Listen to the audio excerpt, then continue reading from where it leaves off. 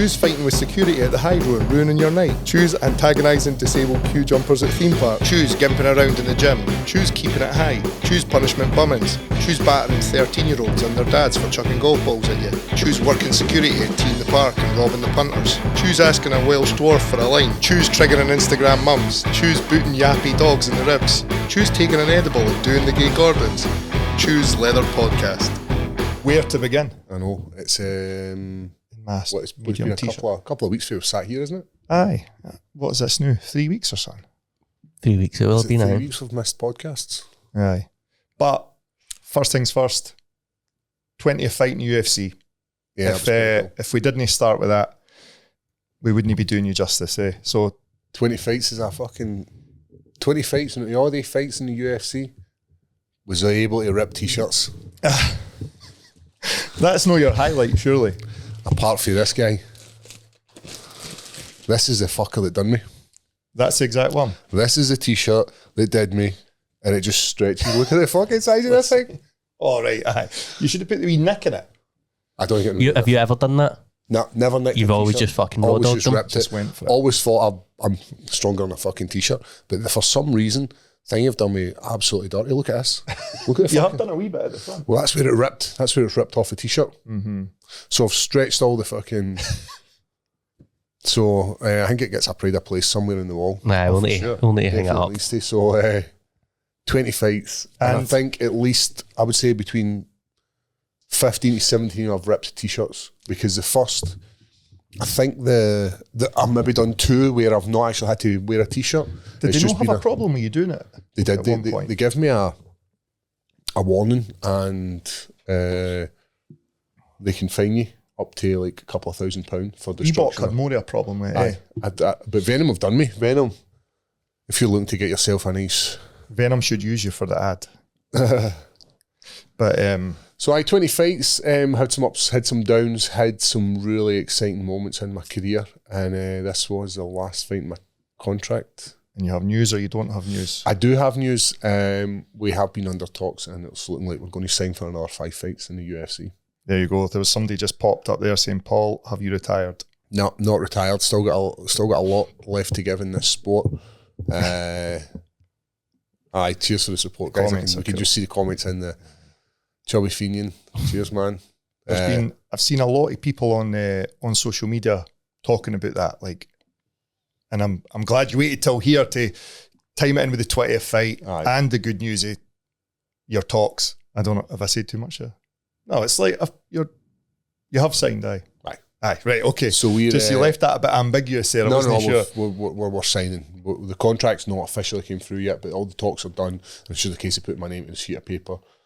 But everything's just needs to be signed, sealed and delivered. But we've got another 5 fights in this. And it would be a horrible way to leave this sport. We spoke about this on a weird decision, and we've not even spoken about that as well. We've spoken about it personally. We've spoken about it loads. Whether it was a win or even a loss, if that was the last fight, that wasn't definitive. Mm-hmm. And it's just... to be continued. It's just flat. Aye. Mm-hmm. You didn't get an outcome either way. Like losing a fight, we've all lost a fight. But it was just a weird... And especially with what we had Saturday gone, with the Iron Turtle. Amazing fight. What a comeback, eh? Just took it. And what's brilliant about him is he was clearly losing that round. Mm-hmm. He got smashed the first round. He couldn't get close. And he could have easily just went, I'm not going for another 10 minutes of this. So for the people who have not seen the Iron Turtles fight, he was a downed opponent on his knee, took a knee to the face, which resulted splitting him. And he was given his full 5 minutes, and he was deducted 2 points. Mm-hmm. And he then went on to win the contest. What's good about him as well is his coach went up to him and spoke to him. So his coach, who's clear-headed, knows what's going on and has seen it, could easily have went, just bin it. Just bin it, take the win. We'll probably talk about this more in detail because we're jumping ahead a wee bit, but I just want to, and again, we'll talk about this later, but my favourite part about that was how very clearly unqualified that doctor was. And the ref didn't know what to do either, because the ref... speak to @𝗟𝗘𝗗𝗥'𝗚. The ref, he's done some of your fights. He done your fight against 𝗟𝗘𝗗𝗥'𝗚. Because people were saying you were fighting like 2 𝗟𝗘𝗗𝗥'𝗚s. I think speaking to 𝗟𝗘𝗗𝗥'𝗚's the right thing, though. You know what? See, just for a couple of minutes, it didn't even take seconds, and he just went up there and had a quick discussion with him, and was like, right, you know what? I'm going to take the points, but I'm going to take 2 points, and I think it's perfect. I think the way he dealt with that is perfect. There's no reason situations like that we can't have video replay and speak to a referee outside the cage. The only thing that I think with speaking to the ref outside, I don't know what the rules are, but you mustn't, like Herb Dean there, for example, he must not have been allowed to say definitively, you should do this or you should do this, because if you watch it back, he was very, very vague, and he was kind of trying to lead him to be like, this is what I would do, but he danced around it. Yep. And he did say, it's on you or something like that, didn't he? Aye, exactly. Is that how he ended it's your decision or something. Where we are so quick at jumping on referees back when they make the wrong decision. Aye. And Herb's been there. Yep. And I think this is it, like refereeing in a positive light, where we're like, you know what, he's done something very well, and it's 2 points, and then because it was the cut as well as the foul, the foul resulted in him being cut, which is a compromised position. I do believe that's the perfect way it should have been handled. I liked it. I had no issue with it. I thought everything about it was good. There was no rush. There was no like, right, what? Oh no, hurry up. Because that's what happens a lot of times. Yeah, because they want to move it along, but they gave him the full 5 minutes. Has Big John come out and spoke about it? I've not seen anything. Because he's normally a guy who, either something good the referee's done or something negative the referee's done, he's normally a guy that comes with a level head and will tell you how it should. What's his podcast called? He's got a podcast as well. He usually does this stuff. Aye. I think it was better. Yep. There's nothing wrong with the rules say 5 minutes. Take the 5 minutes, get it checked, speak to referee, have the replay. Why not? It doesn't have to be like go. Is that Anaconda behind you? Somebody's asking. Herb Dean is usually useless. It is Anaconda. It's an Anaconda knee brace. And if you're suffering from knee pain, you know where to go. Anyway, back to Atlanta. Yeah. Fucking hell, man. Phil. Aye, talk us through it. So I thought I won. You can see how excited I am. I thought for my 20th UFC fight, I was getting a knockout. Up kick KO. That's how it looked to me, because I was watching on a stream, and I was like, and it was kind of like a bit jumpy because I was at work, and I was like, oh fuck, he's KO'd him there. And then see everything I believed went the way it should have. My footwork was good. I could hear James talking. I was able to, I believed the body shots, like the spinning back kicks, the left liver kick, were doing damage. And I think what he had as his game plan was to steamroll me forward and put me out. And then because of my distance management, like everything I've been working on over the last 2-3 years has all been about movement, striking, and delivering these big body kicks. I'm glad you mentioned that there, because to me, watching, you landed 2 clean shots to the liver, but there was a point where you like clinched and you threw up a knee just up the middle, and that to me looked like the one that really went. And that's what I thought. I thought he was hurt to the body, and obviously starting to, when you get hurt to the body, you start to gas, you start to doubt. You're like, I've been hurt bad to the body. So I liked the way you were just stepping back, moving. He was just walking into space and getting cracked. It was perfect. It was like basically straight out the gym. Yep. It was exactly what you would see you doing with Primy. It was nice to see the low calf kicks, because we knew they were coming. We knew he was going to calf kick us, and we had a few little tricks in the bag, because Primy had been watching social medias, and he was like, as soon as he does this, I want you to do this. Bum, bum, bum, bum, bum. Primy's very good with that. But we didn't get a chance to do them, because after I checked the second calf kick, he stopped throwing them, because I think the second one hurt him a lot, and he threw a couple of low ones, and it was just a wee bit out of range, and it was catching his toes. And you know what it's like when you catch your toes off somebody's chin. They were just so sore. So I think that's where this was kind of getting away from him. His game plan was, I'm going to do a calf kick, slow you down. Oh wait, that doesn't work. And right, then I'm getting punished. I'm getting punished. It was like he couldn't close the space after his first plan A didn't work, and he didn't really have a plan B. I didn't want to slag him off and like. He's taking pelters. He should. Aye. Like, now, well, this is the thing. This is obviously the big question now that we are removed from it, and if you've probably watched it back, what do you think happened? I do believe that he's taking the easy way out, and he's decided to take a lot. What he thought would be a DQ win. Yep. And he thought he would get the win, and I think I know a lot of people saying, "Well, it is a DQ." Right, it's one of these things where you punch somebody in the back of the head and they move, or you go to punch somebody in the side, you've got them in a turtle position, and you go to land a big strike in their face, and they turn their head, and you catch them in the back of the head, and it results in a knockout. Right, it's not a deliberate foul. He's went for a shot, and your opponent's moved into it. That for me is the exact same way. When somebody's coming down into you to throw shots, and say for instance that's the other way about, and he comes in and he throws a shot and he happens to head on me and knocks me out, what would that be? Would that be a knockout for him? No, it would be like a head clash knockout. So it would be in the same realm.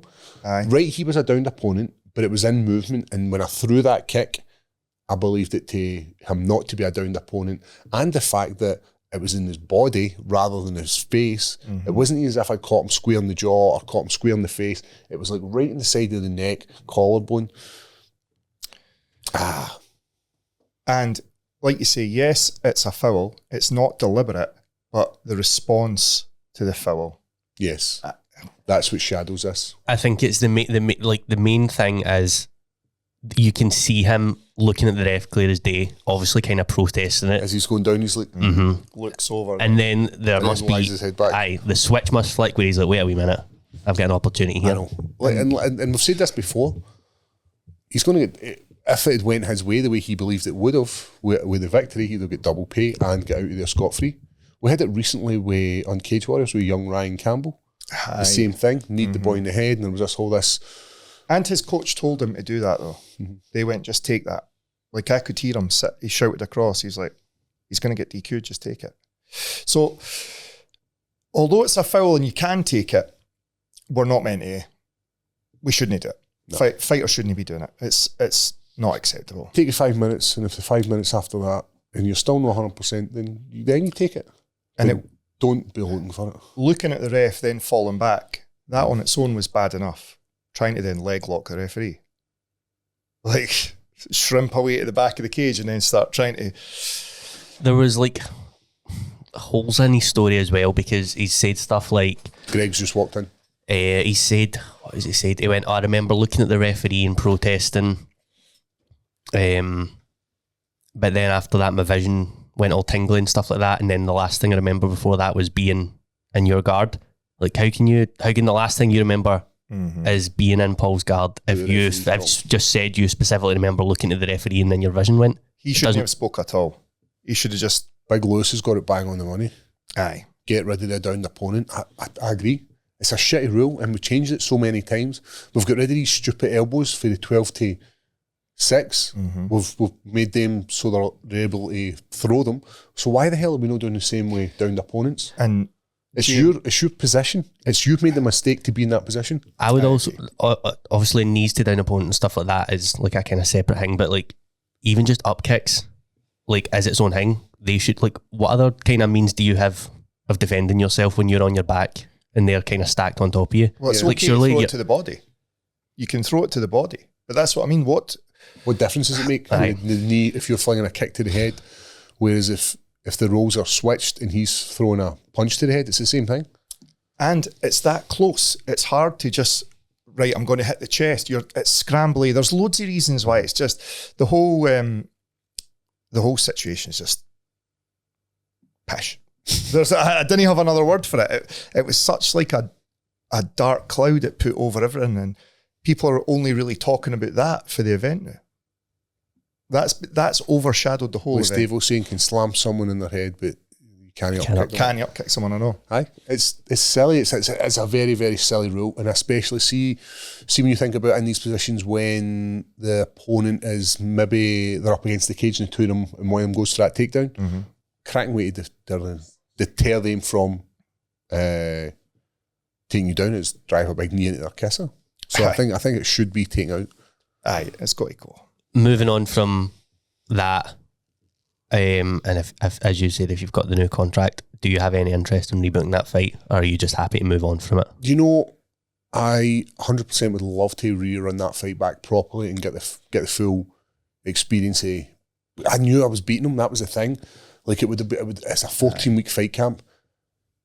So do I want to do another 10-week fight camp on the same guy? That's going to be rough.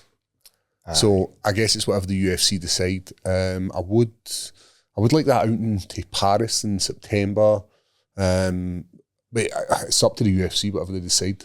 In days gone by, the UFC would have punished him, eh? Mm-hmm. He'd have been in a lot of trouble for something like that. I don't know. I don't know what's going to happen with him. I think it's a bit harsh for him to lose his job over it. That's a bit. He's made a mistake. He's done something he shouldn't have done. Do you think he gets a warning? 2 and you're out? I think it's not a red, but a dark yellow. A dark yellow. A dark yellow.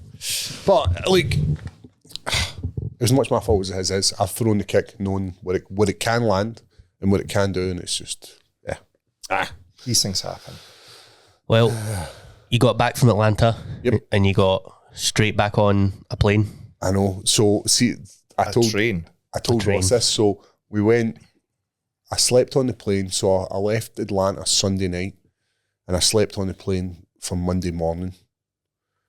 And then I went home and was maybe home for like 6 hours. Packed my bags, get myself ready, and then met Ross at Edinburgh Airport. And then we had another sleep on the train. No, Waverley Station. Waverley, where that's it? Aye, Edinburgh Airport. Yeah, Waverley Station. And we went from there down to London. And then I still hadn't been home into my bed. And then that night, after we'd done our first cycle, I slept in a boat, or what was it called? On the ferry. On the ferry. So I slept in a plane, a train, and a boat all in the fucking space of a week. And for basically the minute we got on the train, things just were upside down. Paul was sleeping on the floor. Oh, the guy came up and woke me up. A few people would woke me up. And so Paul was sleeping with his eye mask on the floor. I think he was the driver coming out. And he's like, obviously put his hands on Paul's chest and shook him.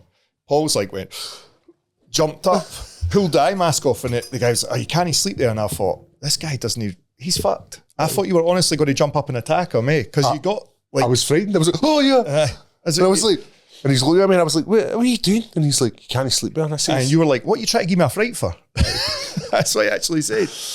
I was just a wee bit disorientated because, as I said, I hadn't really slept. And then we get the ride down there, which is absolutely fine. And we were just so underprepared, Ross. Let's be honest. We get off the train and everything's fine. My bike's in a bag with no front wheel on it and no pedals. Because the quick release, the wheels. Well, it has got that. So, but that wasn't even the main. The main issue was it didn't have pedals.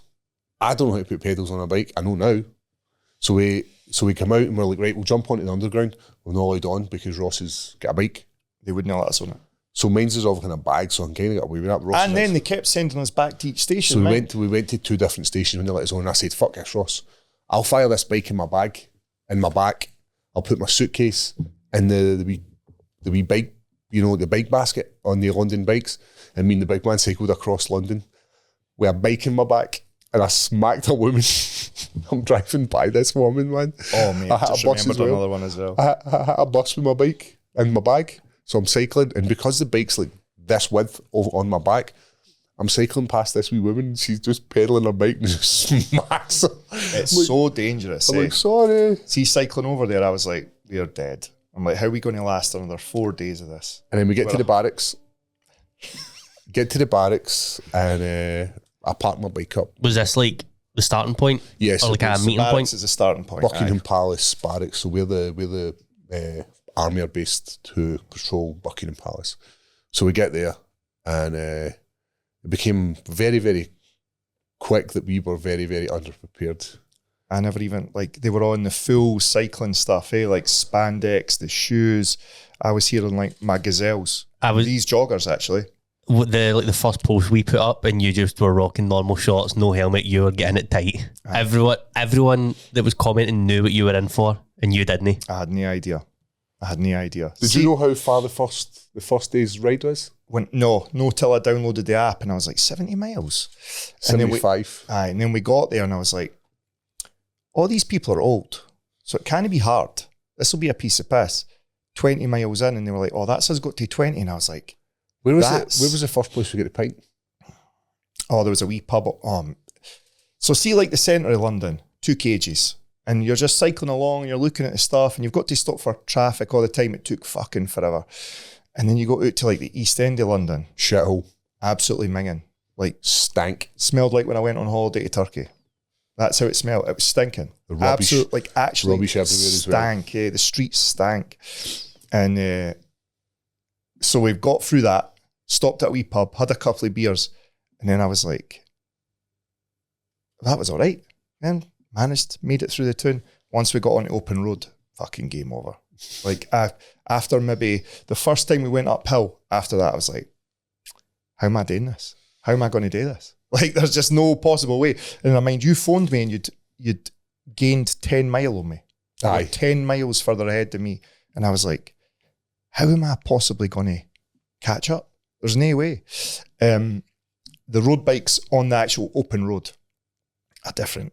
A different thing. And that's how these old guys are able to do it, because they've been doing it for years.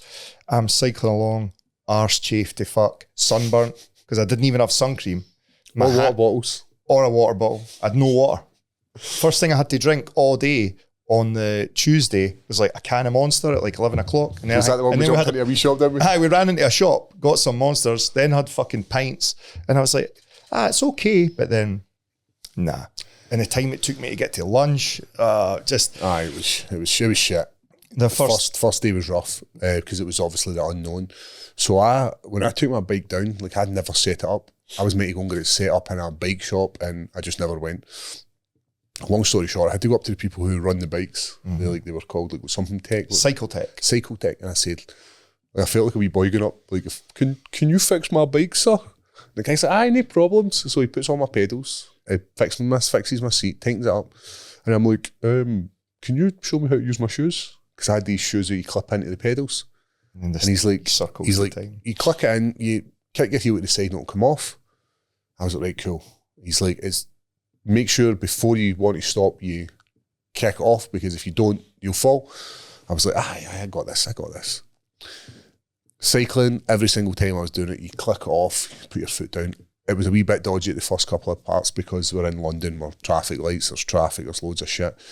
So there's this bit of congestion, like a bus slams on its brake, and I'm talking like there's 70 people who've, you're fucking man.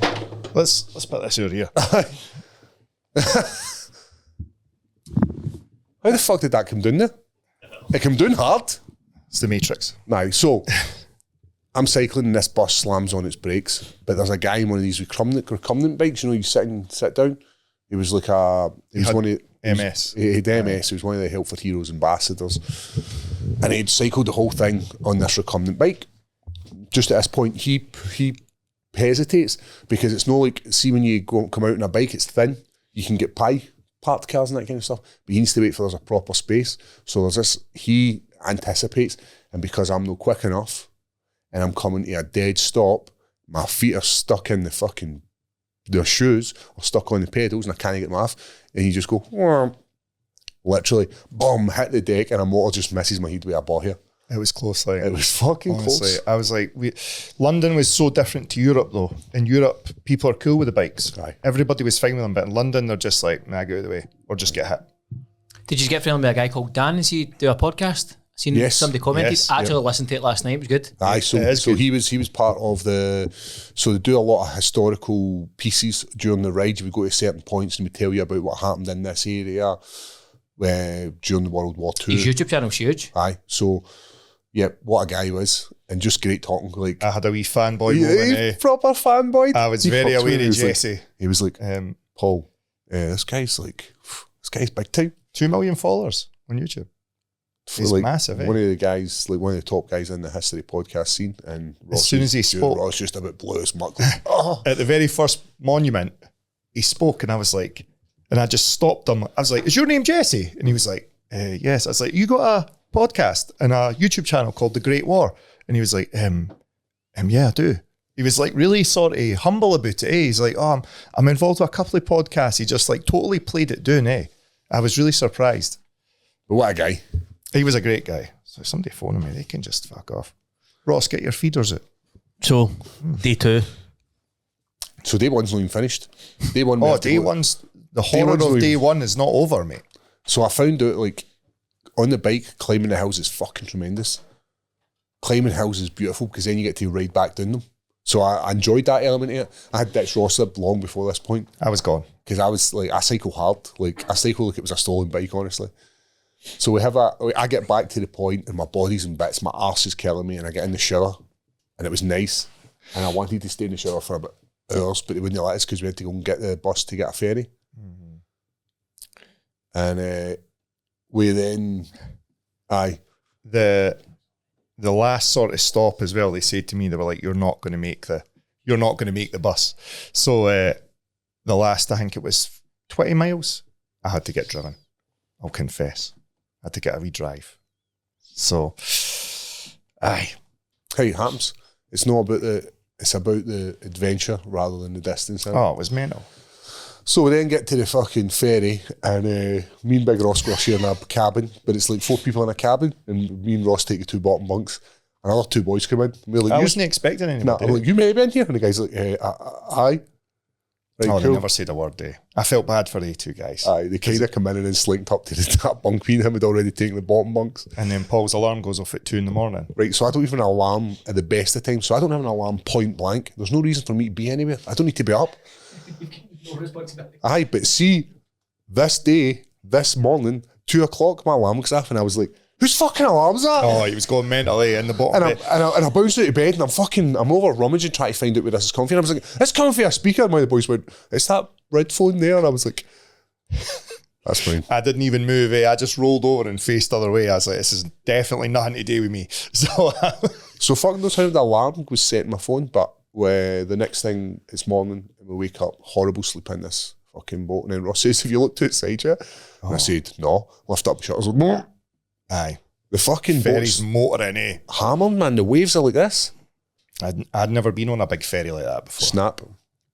Paul, you've got pretty bad like motion sickness, like you've been in a car. What's it like on a boat for you? Horrible. Even I had it, and I've never had it before. Aye, as soon as I looked out the window, I was like, oh, you fucker. Aye, it's horrible.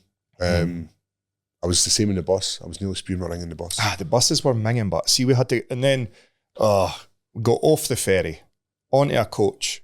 It couldn't drive through the streets of Utrecht, Remember that? Because it was like a one-way system. The buses were too big to get down them. And then some of them were blocked. And if a car was parked, it couldn't go round. All the coach stuff was disaster, I say. Anything. But then we get to the start point. And I got a new bike. Aye, I got a road bike. They'd taken the pedals off his bike, put them onto a road bike. Because I never had clippy shoes, you see. I just had a pair of Nikes on. And that was and a pair of UFC shorts. I bet you'd have wore your Crocs if you had them with you and didn't leave them What here. did I say? It was fucking raging. He had left them. I was like, I wish I had my Crocs for this. But Craig would have brought them over for you. So day 2 starts. And day 2 was my favourite day. Out of the 4. Day 2 was my best one. One, because it was only 55 miles. And then I'd went through pure fucking hell the day before on that mountain bike. Jumped on an actual road bike. And I was like, this is actually all right. Like, aye.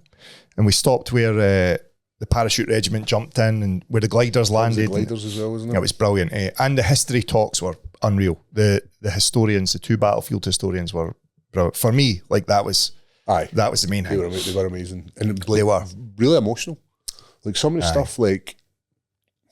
So, do you know, did I tell you that about that Jesse? So, do you know how his voice cracked telling the story about the wee boy with they could identify his mum because the wedding ring?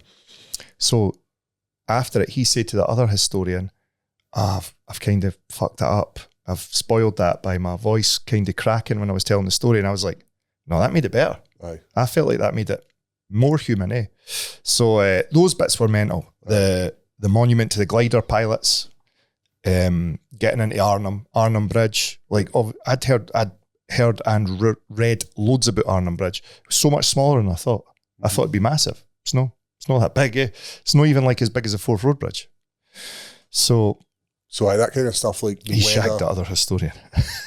Hey, DJ Rankin's there.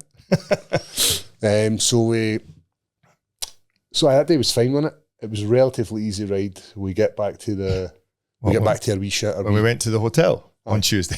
Wednesday. Hotel was brilliant. Me and Ross go share another hotel. Park our bikes up. Me and the big man, we get washed. And we're like, right, we'll go out for a few beers. And as we're coming in, all the boys are like, coming for a beer, boys? And we're like, hi, what are we doing? Some of the guys were great, Some of them were brilliant. So welcoming. Like they made us feel part of their teams that have been doing this for years. Mm-hmm. So we go down and start speaking to the boys. and it just descends into chaos. Aye. Like, we're the last guys. It got out of hand so fast. So quick. So, like, we just drank, no we control. drank 10 beers each with our dinner. Aye. And then we were like, well, we go somewhere else. And I went, well, we'll have a quick whiskey here. And that was it. That was it. As soon as you get the fucking whiskey out. Aye. I shouldn't have done that. And then, maybe I should have. We met some crank guys and we were just dramming along. Dramming all night. Dramming all night. I guarantee you, any gym you go into in the world currently, there'll be at least 5 or 6 people wearing this brand here, and it's the Anaconda knee brace. And the reason the people are wearing this is because, one, it reduces swelling if you're suffering from any sort of knee injury, prolonged usage. It also stabilises the joint to help you if you are shooting takedowns, if you maybe just got a little bit of wear and tear on your knee. This will help you stabilise it. Anaconda have also got this plus another host of products on their website. Be it if you want to look good in some new rash guards or shorts, or you're suffering from any sort of other injury, be it a shoulder, wrist, ankle, Anaconda has got your back. Ross, where can you get the people at Anaconda? You can get them at anacondafightwear.co. Just now, it's any 2 braces. You can mix and match them. Doesn't need to be 2 the same for $59. We have next day shipping in the UK. We have free next day shipping for Patreon subscribers of the Leathered podcast. Also, you can put in Leathered 10 at the checkout for another 10% off. They also have this new product, which is a knee brace, which makes it a nice environment for your knee to grow. It's currently sold out, but they're getting it back in very, very soon. So if you are suffering from knee pain or wear and tear, this will help you. What it does is it uses compression, it uses heat, and it uses stabilisation to help the knee recover as best it possibly can. So don't suffer in silence. Anaconda's got your back, and as Ross said, put in the details and you will receive a free shipping from Anaconda if you are a Patreon subscriber. Aye, we kicked arse, eh? Will we just be honest about what happened or not? We fucking overshot our load. Aye. And we kept drinking. I mean, we were like buying more whiskey and just drinking more. And I got like probably the most drunk I've ever been. Ever. So see, far worse. He far worse. They fell asleep in the street. I've never been as drunk as this in my life. We've got this on video, by the way. Like, so everything we speak about today, we've got like videos of these moments, not the drinking moments, but the moments getting us to the gliders, getting to the hotel, having us like all the good ones. So there will be a video coming out once I give the footage to Craig. Brilliant, mate. That was good. Aye. So we I had to get woken up. So our call time was 8:30, and I wake up. Breakfast was 7. I wake up at 8:35. Oh, fucking hell, Ross. He's laying right next to me. I'm like, Ross, 8:35, we're late. Rolled over Guys and puked banging up, the door. So, but I go into the toilet at 4 a.m, and Ross is spewing in the toilet. I'm like, you're going to have to move me. I'm going to shit myself. So I had to pull Ross off the fucking toilet so I could do a shit. Because he was in there being sick. It was... so we end up getting on the bikes. And then 35 degrees again. Yep, Ross. So we didn't have breakfast, didn't have water. Didn't have even a fucking... Ross's bike had a buckled wheel. So, we were saying about the first day Ross rode a mountain bike. So the guys, I was speaking to the guys after this, and they said, your big mate had his back wheel was locked on. And I said, no, that was his old bike. And he was like, no, that was the bike he rode in day 2. And I said, no. What happened was, for some reason, his back wheel had buckled. So Ross rode the full fucking day with a buckled wheel with the brake constantly on. They just kept pedaling. The guys are like, this guy's fucking mental. I didn't even notice. I didn't even notice. I was just like, well, fuck it. So, day 3, we're hungover. They've got a really, they take us to this cenotaph. What would it be called? No, a cenotaph. Just a war. A war memorial grave. And a big grave cemetery. Site. So, I didn't want to miss it because this was like, this was something they were looking forward to doing. So we had like 29 miles? Aye, that was at 29. So this was at mile 29, and we were obviously hungover to fuck. So I decided at this point to leave Ross. I'd fell off the bike too. Because I was still pissed. It was still pissed. So I jump on my bike and I fucking can this thing, and I'm talking like, I rode this bike hard. And I actually passed a few folk. We didn't leave till about 8:30. Oh, no, sorry, half 9. 9:30, 9:45. You're like an hour behind everybody. So I rode hard, got to the end, and the guys are like, how the fuck did you get here so quick? So I rode 29 miles in just over an hour. I think it was like an hour and 5 minutes. It was mental, eh? I rode the fucking shit out of this bike, downhill, uphill. Hadn't even had a mouthful of water. Get there, put my bike down, and I make the cemetery. And I'm glad I made it. It was fucking incredible. Piper and everything, eh? They had a Piper there. Buglist as well. Aye. And they had guys who were killed in the Dam Busters raid there. Just loads of, like I say, I love history. So for me, all this stuff was just like, fucking hell. But it was emotional. It was very sad, eh? Like, and they do like hammer home to you, like what these guys did. It was quite, I don't know. There's me just fucking hanging. I'm fucking ready to get bitten beside them. But mind, I just came like walking across and the guy was like, excuse me, can you take your bike helmet off? And I mind just being like, aye. Couldn't get it off. Still pissed at this point. Aye. So after we've done that, there's another 30 miles to lunch. So I'm like, right, cool. No breakfast, no lunch. I managed to get some water and there was a Nutri-Grain bar and I was like, I'll keep that for later. So 30 miles and I was like, hey, just fucking can it. So I'd can it, started passing all these people. I was like so focused in getting to the end so I could get food because I was so hungover. Keep cycling. The second day was like a... Third day. But that was like day 2 was like a 55, but the third day was like a 70 again, I think. So cycle, put the dick out the bike, get to the end point. There's only me. And the guy goes, I'm like, where's lunch? And the guy says, 3 miles back that way. I missed the lunch stop. But so you had to book in at every single water stop and lunch. You had to go and like, I'm here, and they ticked your name off. I went and fucking put my name in. And I was like, where's Paul? And they're like, don't know, it's maybe Psycho Pass. I was like, maybe. Like, we're in a fucking... So I cycled 3 miles past the eating point. The guy went, you can go back and grab your lunch. And I was like, no. But at this point, I was rattling. Like, I had the Jakey shakes. I was like, I need to go to so there was like a wee bar. So I had to go to the bar. How nice was that bit as well? And get a cola. So I'd like to square myself up. So I get a cola, square myself up, get a chicken burger and a steak burger. Back on the bike, hammer it again. And we get to like our final point.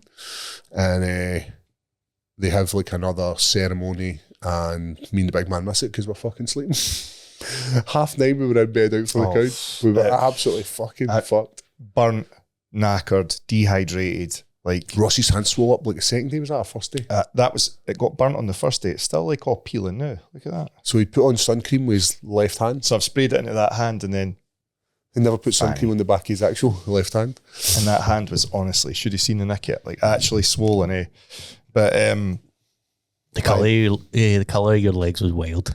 What do you mean? Like you looked like a squashy. Oh, mate, my arms were the same. Like I've still got the lines round there. It's so bad, eh? And then we're doing it on like no water and then fucking bevying every night.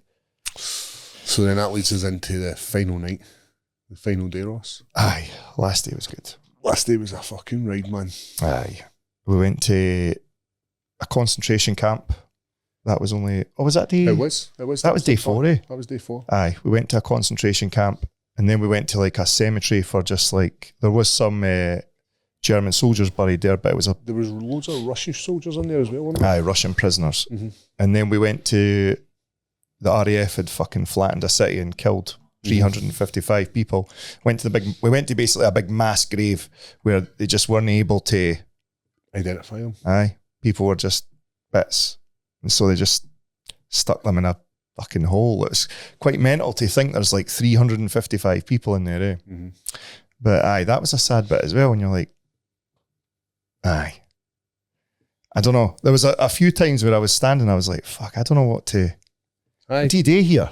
Like, what do you do? What are you definitely got a bit choked up. Aye. Oh, I did. But they liked the ceremony.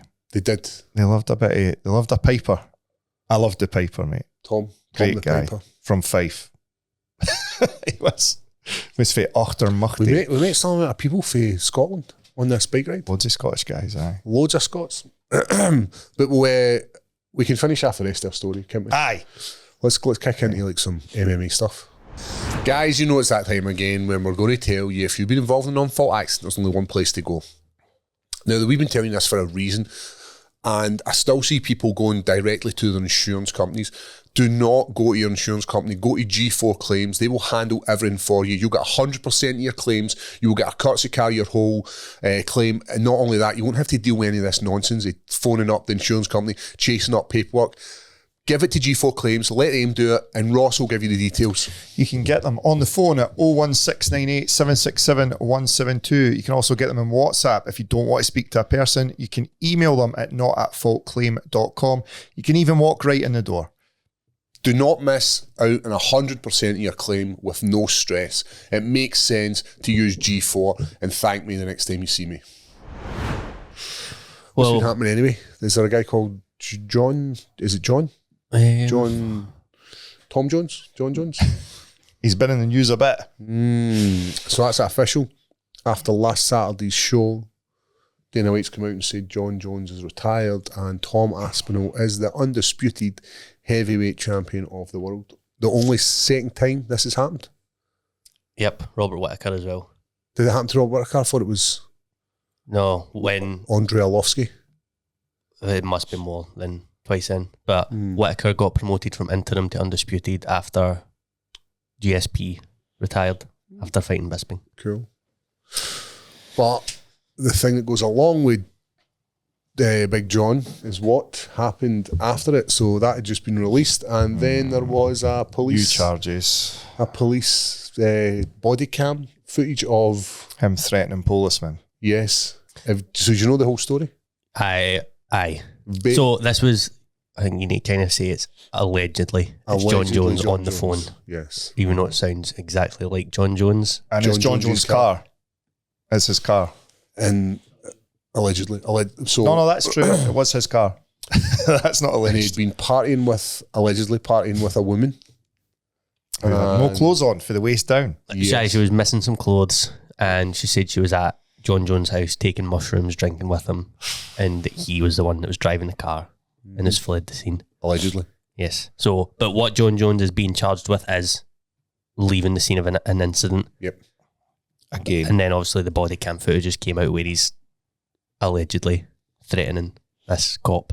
But anyway, he was saying stuff like you can hear it in the body cam footage. He was saying, my brothers will kill people for me. They slit throats.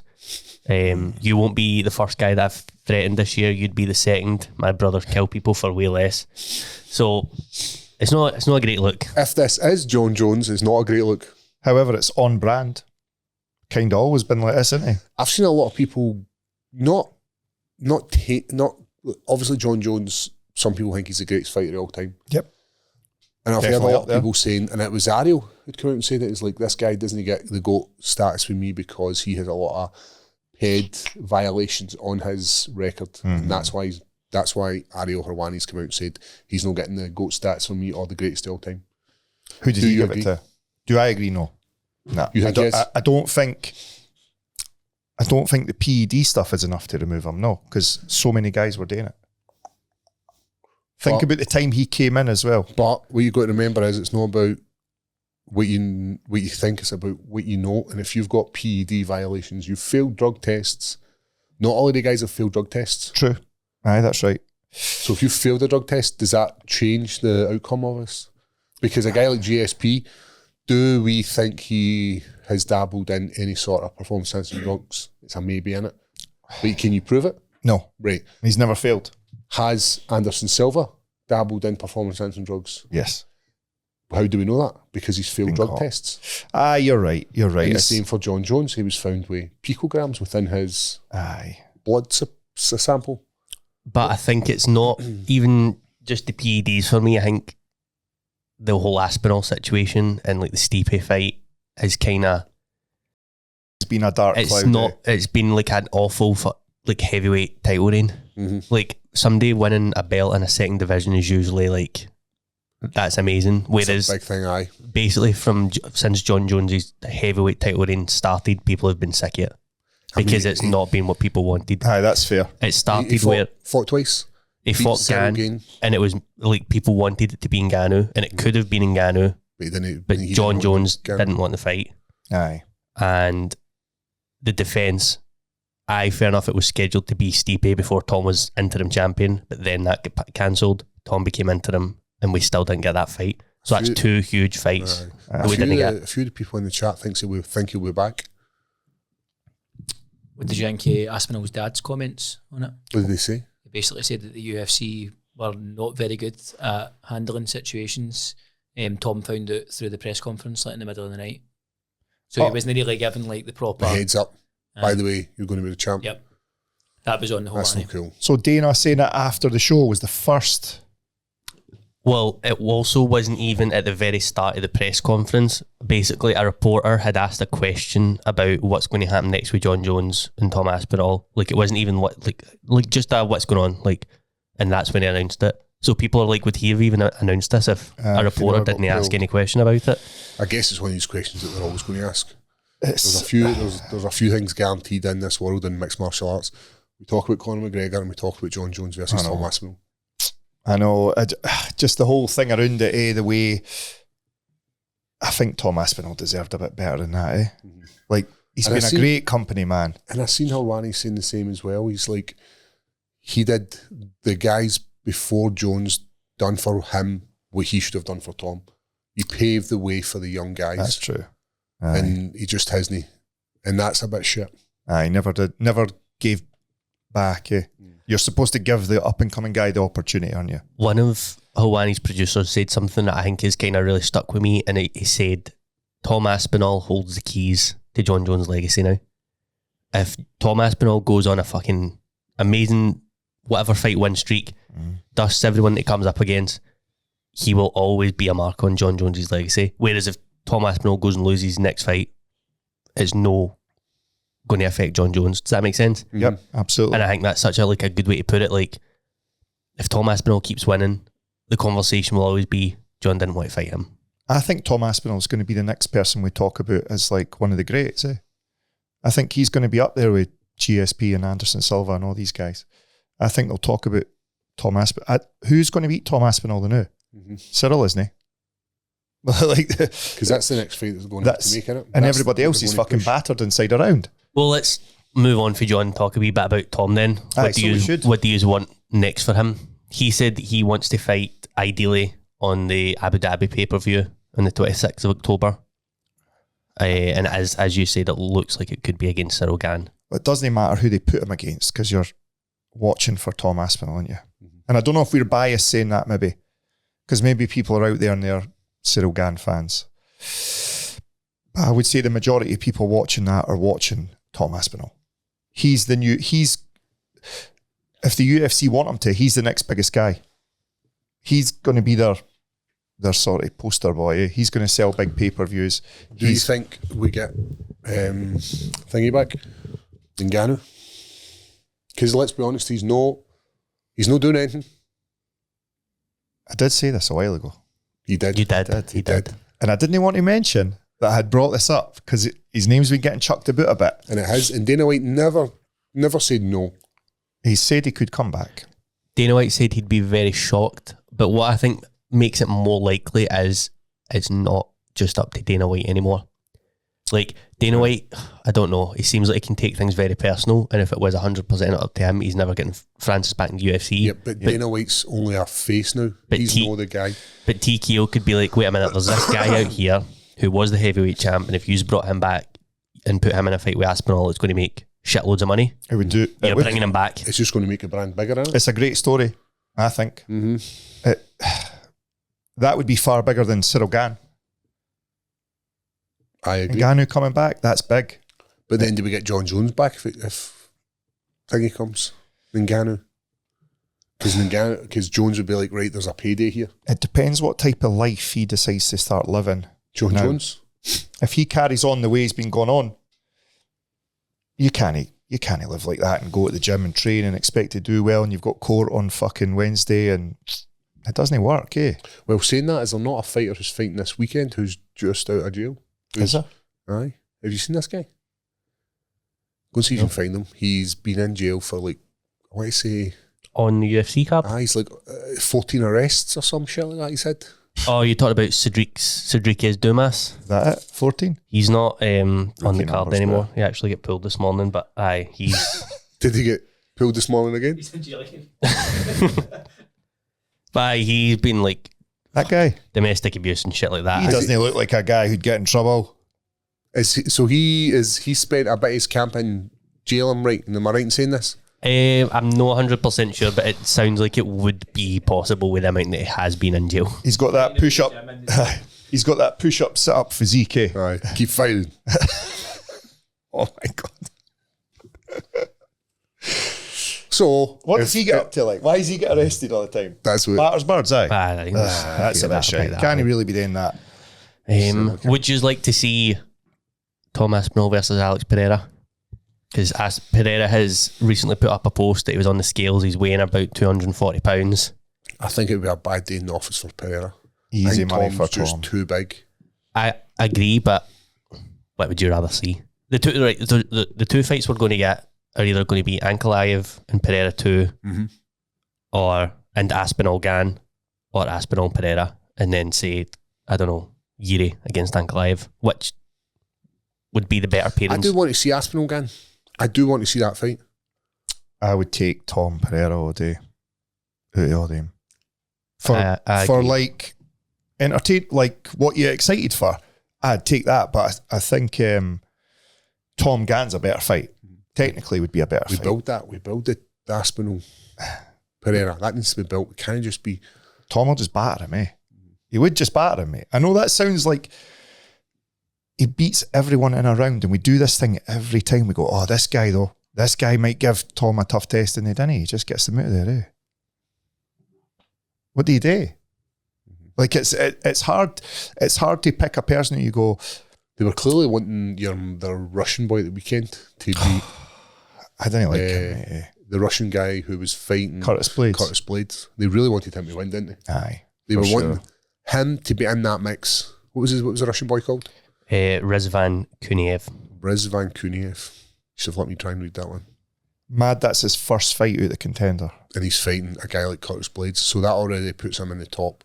Aye. And if he'd have beat Curtis Blades, he'd have been next in line. They'd have been like, this is the guy, this is the guy, this is the guy. Tom flatlined, month, had this. Aye. But I agree with what you said, Ross, whereas like it kind of doesn't really matter. I suppose outside someone like Pereira, it doesn't matter who you put in front of Tom because Tom is the A-side and that's who you're there to watch. But Who's a bigger star, Tom or Pereira? right Depends. now, I'm I going to think say Tom right now. I think Tom, because he's linked with that John Jones thing, Yeah. and it's been all over media. Whereas Pereira, although he's beaten folk and he's became a 2-time world champion, I think everybody's talking more about Tom. They're Not definitely Pereira. talking more about Tom, but Brazil's a huge MMA country, so there he's obviously massive. He's obviously massive, but Tom's worldwide massive. Aye, that's true. People aren't excited for Pereira Ankalaev either. Yeah. They didn't I care. heard they're excited for Paul Craig and Ankalaev. Two. Aye. Would you? We've probably not got time to talk about this week's card. You want to just quickly run through last week's card? Yes. We If watched you it. watched it, did you? Yes, we watched it in the train on the way back from fucking the Euro Star, which was a shithole. From shitty Brussels. We'll talk more about shitty Brussels and Ross's altercations. We missed People try to steal your toasties. all these female fights. Yes. We've got the turtle. You saw the Iron Turtle, Yes, what a fight. Real Tremendous. bad man. and then we had We seen Oban, Oban the earlier, gangster. and it was just a bit of a shame. I think Oban was like the out-and-out favourite. He was the biggest favourite of the night. But that just because the bookies make you the favourite doesn't necessarily mean you're going to be the favourite. It was, we obviously heard that Oban come out on his social media and very, very soon after his fight where it's raw. And he's obviously disappointed in his performance. But, you know, it's part of this sport. You've got to go through it, eh? I think it's just, he'll come back better. He'll come back better. I thought that guy was impressive. He was very good. He was good. He was The very good. judo style takedowns were brilliant, I thought. I don't know what to say because I felt for him, felt gutted for him. he seems to be handling it very, very well from like his posts on social media and I stuff hope like Mhm. that. It's tough to come back for this kind of stuff. I think he will though. He's a But tough putting guy. in the work. He's like travelling the world. He's sparring with some of the best guys in his division, and aye, tough one. Did you catch this yes, fight? This fight was incredible. UTA. So was the one before it actually was good. That Bogdan. Aye, that was. I liked Bogdan. He was good. Both of the fights were tremendous. Aye. Am I right in saying Dana White came out and gave them $100,000 each? Aye. Because they didn't do performance and fight of the night bonus. Just gave them They it. just gave them $100,000 each, which Perfect. was well deserved. What a fight. Why no? They were He's brilliant. thoroughly enjoyed that wee guy. I did. Right, the caveman. The caveman, the face. Weird guy, eh? That fight was shit. Curtis Blades versus... Neither of them looked great. No. And then this was just a runaway as well for Fiziev. Fiziev. He was good. His boxing, incredible. But what we were talking about is the difference for him fighting against an unranked opponent to him fighting against a ranked top guy is night and day. Aye. Fiziev wasn't even really getting hit in these exchanges, and then we put him in against somebody like, it was Gaethje when we were talking about. Yeah. So the level of Fiziev is incredible, but the jump from there to the guys in the top is fucking huge. The top five lightweight guys in are that just too lightweight good. division, it's incredible how big the jump is. And then the final fight was 5 rounds. Shit. I'm going to be honest. I wanted more. From who? Khalil won it convincingly and chipped away at that leg. And I wish he'd just put a wee bit more on the gas. Mm-hmm. And I think he could have put him out in any round. I think he could have decided, like, right, first round, I'm going to whoop him. But he didn't. He took him the full 25 minutes, danced around the cage, hit him, moved. Right, great for a game plan. And I think he came out and said that was his game plan, to go the distance, don't get caught into a war. And it shows that he's becoming a much more mature fighter. Yep. But to headline this card against a guy like Jamal Hill, you should be putting a stamp on this victory if you want to be in the next title name, if you want to be the guy who's mentioned in this next title shot. It was a very different fight for Pereira. Mm-hmm. He was Maybe that's why he's changed up his style, because he stood too much in the pocket with Pereira and was getting punished for it. So you fought both guys. I've been thinking about this one. Do you think that was the same Jamal you fought? I don't think so. I don't think so either. He's a wee bit calmer, he's a wee bit more... I feel like he's kind of... He's a lot more skilled. He's still... I just feel like he wasn't at 100%. I feel like there was something missing for Jamal, eh? Do you think it's the Pereira fight's taking away for a little bit of him? I don't know. I was like, right, when does he start kicking up a gear? Because he knows it's getting away. He knows he's losing the fight. So when does he decide? Oh, Jamal. Jamal. Oh, sorry, Aye. I thought you meant Roundtree. I'm saying, when does Jamal just go, right, this is getting away. I'm going to have to go. But Jamal couldn't catch him. He was hitting and moving. But that's what. So do you think Jamal was maybe, there's something holding him back because he just didn't seem like... I think I'm no shitting on him, but I think it's his shape. Out of camp. I think when you look at a guy, when these two boys are both in the same division, one of them is clearly athletic looking, another one is not athletic looking. Aye. He has, and I know he has had bad injuries and stuff, so you obviously don't know how he trains around them, but there is this out of camp living. Can he do that? Like, you live the same way year round. That's why you've got longevity. You're not working night shifts, you're not partying, Jamal likes to party, mate. It's well documented. Khalil disappears, kind of almost sort of like Yuri, and hides himself away and doesn't get seen. And is he party like a cult? I've heard this a few times. I looked into it. What's the name of it? Is he? Well, they say they're a university. 2 seconds till I find Who are you talking about, Yuri? No. Jamal? Roundtree. Roundtree. All right. What are they called?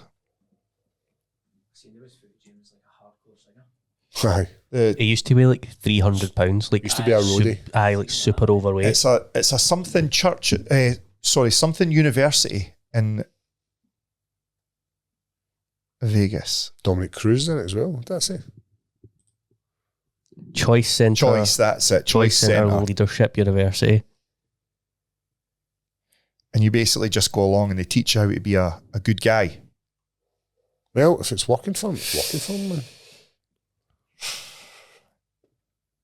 Part of it. You can get to level 100 in this place. It's sounding pretty Scientology. Does he talk about it?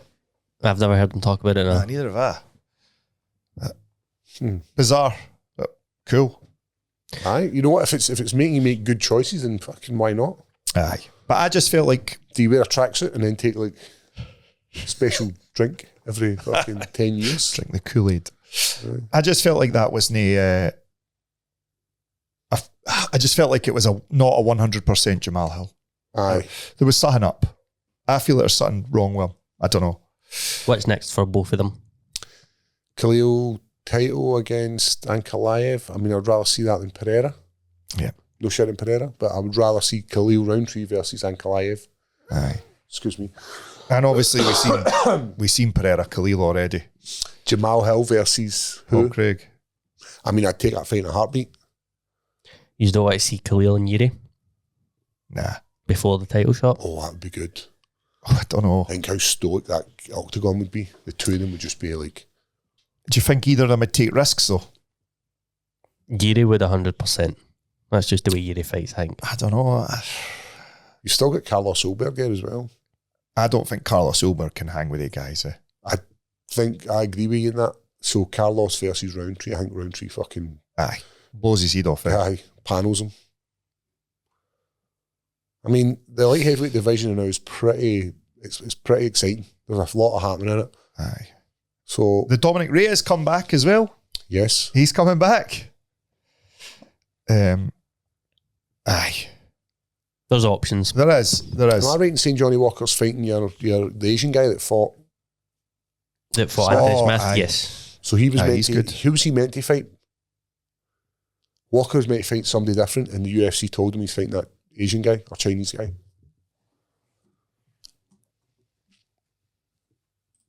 So he already had a fight booked. Bogdan Guskov. Yep, and then they pulled it. Or is it Bogdan? Azamat Murzakanov. Oh, that's the guy who's like 14 or 13, say. So anyway, they pulled that and then they said you're fighting this guy. And they made him fight and make him fight the Chinese guy. Oh. Good fight though. Yep. Aye, I'm in. Light heavyweight's probably the most exciting division at the moment for me. It's best it's been for a while, eh? Yep. So, but I feel for Jamal as well. That's 3 losses now. It's tough for him. It's hard. Only fights the best guys. We'll see. He'll come back. Audio's heavy glitchy guy, lads. Aye, we'll see if we can sort that. That's probably Sorry, Lyle. coming to the end now anyway. Unless you want to talk about this week's card. We can catch up on the next one. So, guys, we're going to move over to the Patreon. We'll do part of this live as well on TikTok. As always, guys, keep it high. See you in a bit.